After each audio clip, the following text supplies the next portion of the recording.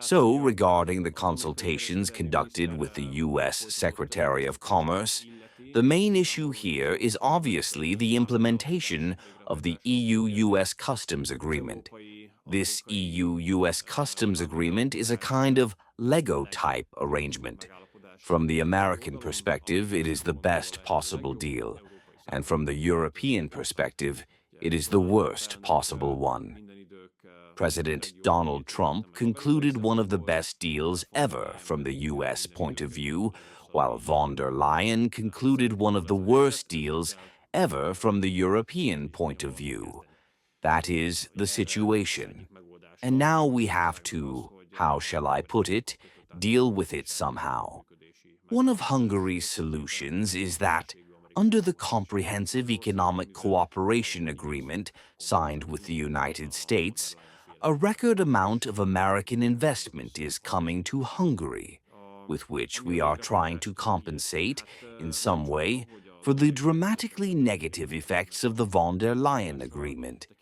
As for its implementation, it is no surprise that the Americans are sometimes dissatisfied, given that von der Leyen concluded an agreement that is not only extremely disadvantageous for Europe, but also very difficult to implement. I am not even sure it can be implemented, because we do not know on whose behalf President von der Leyen committed several €100 billion worth of European investment in the United States and several €100 billion worth of energy purchases from the US for Europe. Neither she nor the European Commission nor anyone in this Brussels bureaucracy can buy energy or carry out investments. It will ultimately depend on how the market functions, how much energy European energy companies will buy from the United States, and how much investment European companies will actually make in the United States. It will not get any better than this, because the situation is worsening with each passing day, worsening in terms of the danger of escalation, worsening for Europe's security, worsening economically, worsening from a humanitarian perspective, and worsening for Ukraine's territorial integrity as well. There is no aspect that improves as the war drags on over time. Ukraine has already lost a great deal because of this war. Europe has lost a great deal because of the responses coming from Brussels. So it is time to put an end to all of this, based on humanitarian considerations and simple common sense.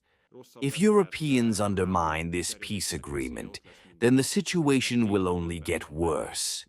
It will get worse because the danger of the war expanding will be present every day, because more people will die, the destruction will grow, and Europe's economy and security system will be undermined even further. So anyone who works against the peace agreement is, in fact, working against Europe, and I am convinced against Ukraine as well. Just consider, if in April 2022 Ukraine had not been forced to continue fighting, and if that Istanbul Agreement had been signed, how much better a position Ukraine would have been in. Every single day that passes brings a deterioration of the situation, and only an even worse agreement can result.